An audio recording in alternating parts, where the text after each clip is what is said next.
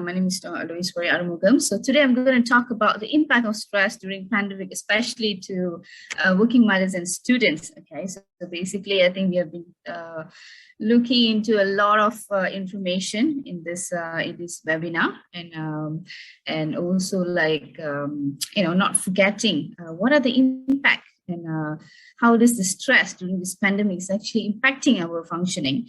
So, for the next slides, we look into my next slide. I'm actually going to focus into, not only working mothers, I realize, students, but also fathers. Okay, and what are the things that we can do, especially when it coming to the coping mechanism during this stressful period of time, because we know that we have a specific coping mechanism, isn't it? So perhaps maybe you guys want to share with me, how do you usually cope with stress before the pandemic?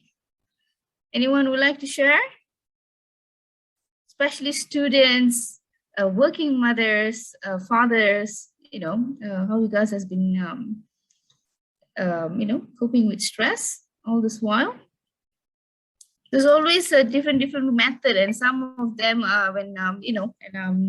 when the clients come and see me in the clinic, so usually they'll say that, hey, when it's before the pandemic, especially, going for therapy, basically face-to-face therapy, and then they'll say that, if after work, I'll just going for window shopping, and that kind of release my stress. As a working mom, at least I can balance back, I'm having meals, especially lunchtime, at least with my coworkers, and I don't have to, manage a lot of things.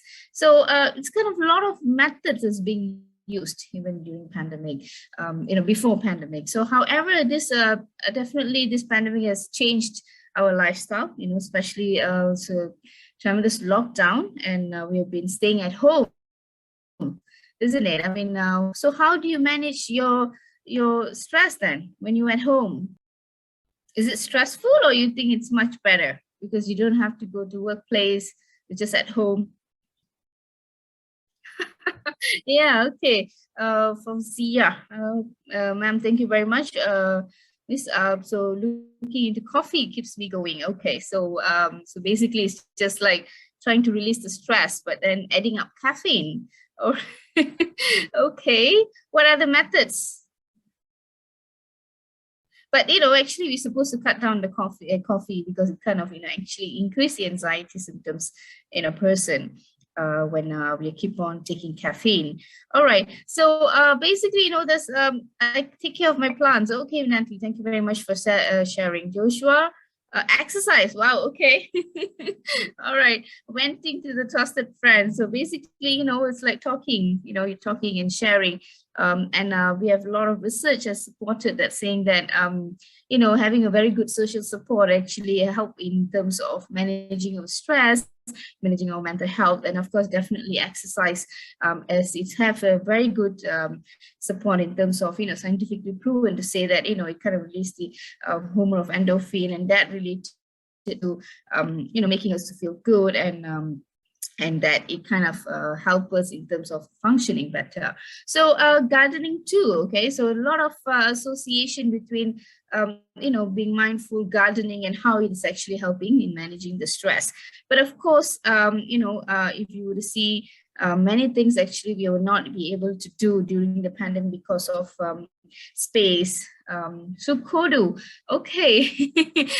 See, basically sometimes it was very fun to play Sukodu, and and kind of keep you going. And however, many people has been reporting saying that during this pandemic, it was not very easy for them to manage the stress, because they felt that there's no enough time even think of personal time, especially parents, mothers especially. So here I would like to look into the next slide, sharing to you what is stress and COVID-19, because stress, the definition just changed when it comes to during this COVID-19 situation.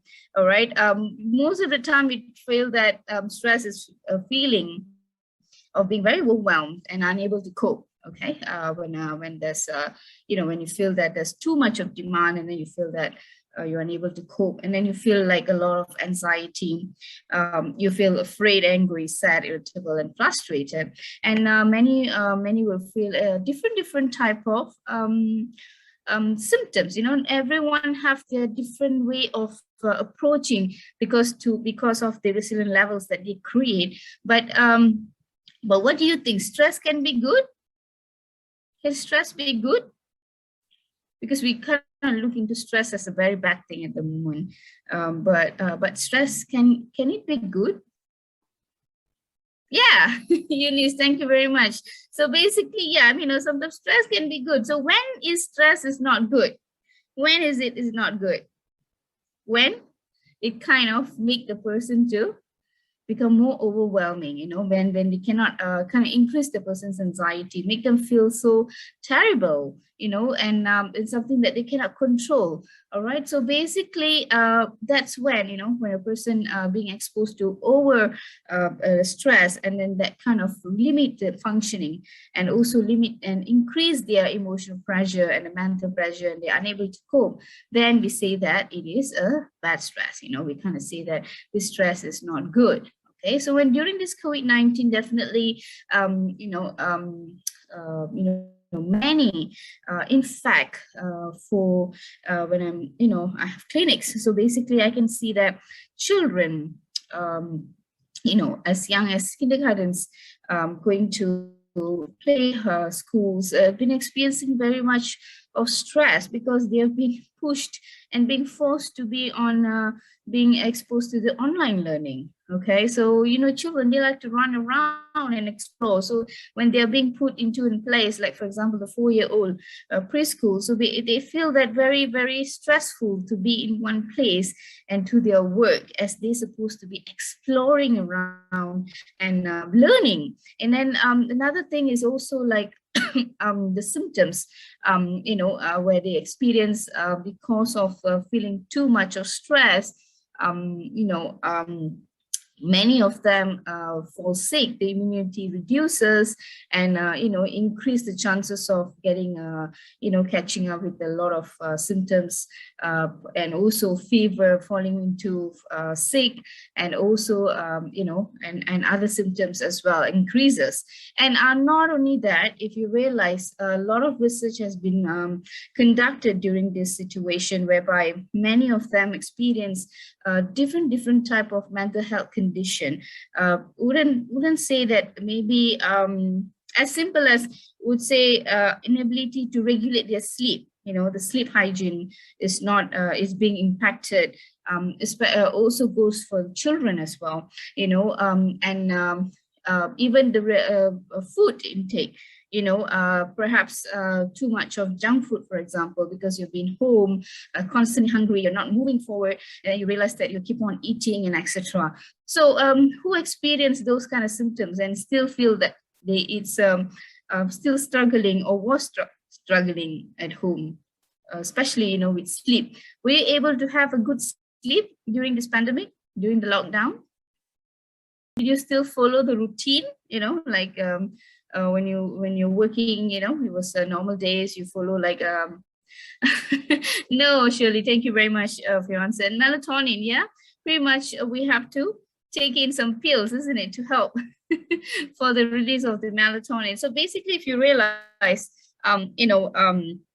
the symptoms, okay, as you see, increase the serotonin level, and then serotonin usually is involved in change in melatonin. But then, because we're too stressed or too depressed, sad, all this process doesn't happen, doesn't happen naturally, and end up that we are so unable to fall asleep.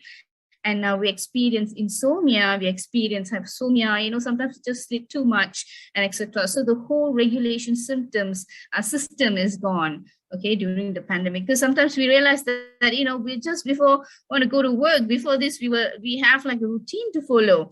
For example, we wake up by 6 o'clock, we get ready, and prepare breakfast or whatever it is, and then try to send the kids to school or, daycare, anything like that. And then you go to work and then you're off after 5. Perhaps then after that you come back home and then you realize that you don't have to think about work until the next day. But here during this pandemic, we have been hearing, and a lot of research have showing that we couldn't find a cutoff, a kind of a balance between work and life. Many have reported saying that they have been working, they feel like they've been working for 24 hours, as since they have been in front of the laptop, and and it's like they don't have a routine. It's not to 9 to 6 or 8 to 5 anymore, but it feels like 24 hours. So what are the impact, during a pandemic? What are the impacts? So basically, if you look into my next slide, I'm going to talk about what happened to the fathers. Okay, so fathers, anyone here? Fathers? So we found that, fathers were reported to need like a lot of emotional support. All right, fathers were more significantly more likely to say that they need emotional support towards this throughout this pandemic. They feel that they will not be able to go out anywhere and share, and there's no any other way of coping. And research found that they feel that the emotional support was very lacking as well. Not only the physical, other type of support, especially emotional, because we know that head of the family, sometimes not easy for them to come forward and talk. Sometimes I do have clients who mean mans who are very, you can say that very high position, sometimes not easy for them to really come and forward and talk about it and say that they need emotional support, and until some things like they cannot control or things get very worse. Okay, and if you look into the percentage, 82% of fathers say that they need more support than they were given since the pandemic started. 82% is pretty high. It's like a global, if you look into research, is like 82% is pretty much very, very high, in saying that they need really a lot of support, okay, during this pandemic. And that some of them, it could be the, breadwinner of the family because they lost their jobs. And then many of them even being reported to go into depression symptoms, anxiety symptoms, and then, have so much of difficulty in terms of how to start over, during the pandemic. All right. So what actually happens? A lot of research has shown that, men tend to have smaller social support network than women. So this is definitely it's an indicator, a very good indicator, saying that because if you look into the connection between social support and also mental health, there's a lot of research has been showing that a very good social support is very good in terms of helping in having a better mental health condition. Okay, so if we look into the next slide, further research and show that fathers, 82% like to say they need emotional support, then 68%, 30% of the fathers, still who have children at home, say that reported their mental health has worsened. Okay, and seeking treatment. Fathers more likely than mothers to have received mental health treatment, and has been diagnosed with the mental health disorder since the pandemic. So you can see that they, it's not very easy for them to come forward. And physical changes as well, 8 out of 10 fathers actually experienced and reported saying that there's a lot of changes, unwanted changes in their weight as well. Okay, and that was another significant differences and changes that happened during the pandemic. And 87% were more likely, fathers more likely to report sleeping problem as well, and were found to cope with using alcohol to cope with stress than the mothers. Okay, so basically the next slide, and I say that, of course, looking into depression symptoms, 96%, it is pretty much very high. If you look into different countries, fathers also experience a lot of high level of depression compared to the mother, because it's not like they don't want to, because it's like they have no other support. It's not forthcoming to look into and reveal their emotion. And you can see that, many fathers also stepped up to meet the challenges, but still struggling. Okay, and they experience a lot of loneliness, anxiety symptoms, fear, anger, sadness, and etc. All right. If you look into how working mothers has been coping, okay. If you look into the working mothers, of course, it was not very easy as well, because if you look into the stress level, what being reported by the working mothers appears to be like quite increased, elevated stress, I would say significantly. As you can see, that mothers who have 2 children or more with a full-time job, don't have to say two children, or sometimes with a toddler, with just one, were found to have significantly elevated stress level during this pandemic. And other than that, chronic stress, if we looked into chronic stress, it were more than 40% higher among women who have more 2 children and full-time job. And they also found that the hours of working, reduced hours as chronic stress level, 37% lower than mothers working job, who's working job with inflexible hours. Okay. And how pandemic affected them. So basically in the next slide, if you look into how exactly pandemic affected the working mothers, you can see the maternal employment really took a very hit, because of the school and closure, daycare closure, and more mothers were reported to stop working compared to father, because they have to manage, they were not able to manage. And you can see the mothers with the young children were more affected, and because of the loss of job, and also impacts extended beyond the labor market.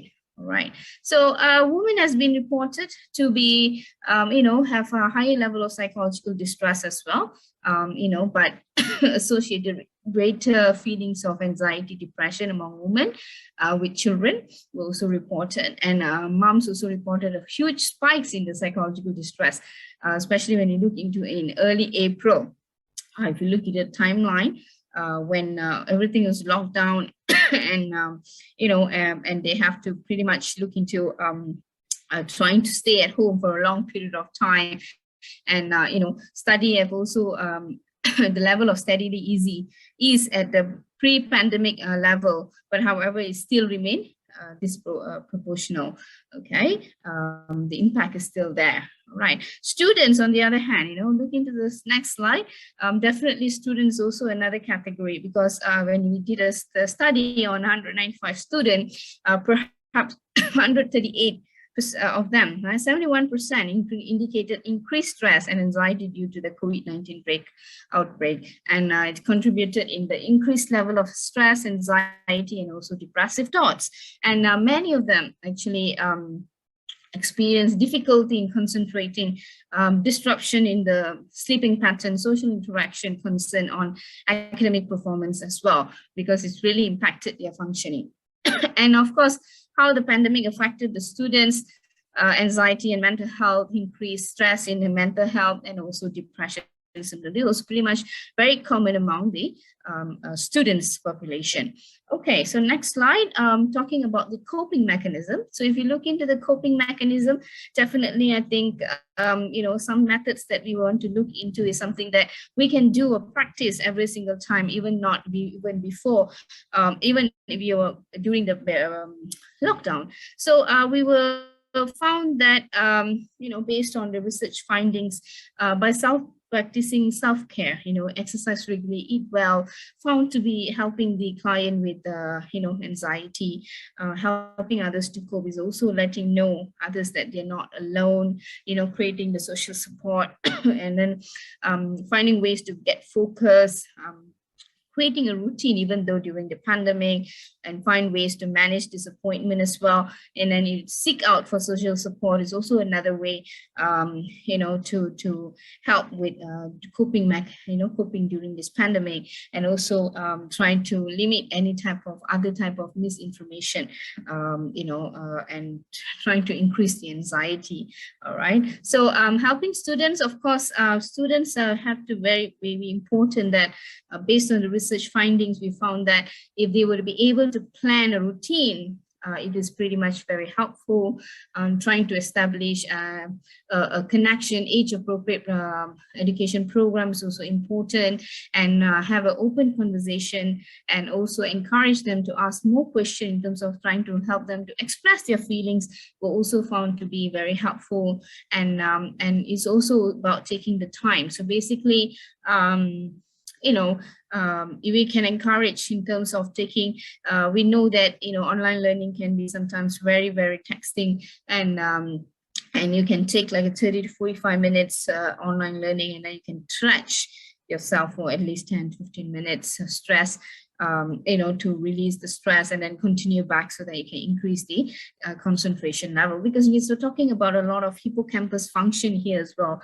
As you know, prolonged stress, it can impact the function of hippocampus that is related to function in learning and memory. So basically, if you realize that if you're going to be so stressful and it's going to impact the function of hippocampus, then how are you going to learn new things? Okay, so basically, we have to take note of all the neurological symptoms system in our body as well, and not just looking into the behavior and think that they are very lazy and things like that. So we have to look into it as a overall. Okay, so definitely due to time factor, if you look into my next slide, there's some references, and I hope that we have more times to share about this, and also a lot of research sharings that we can do on this topic. So thank you very much, and yeah.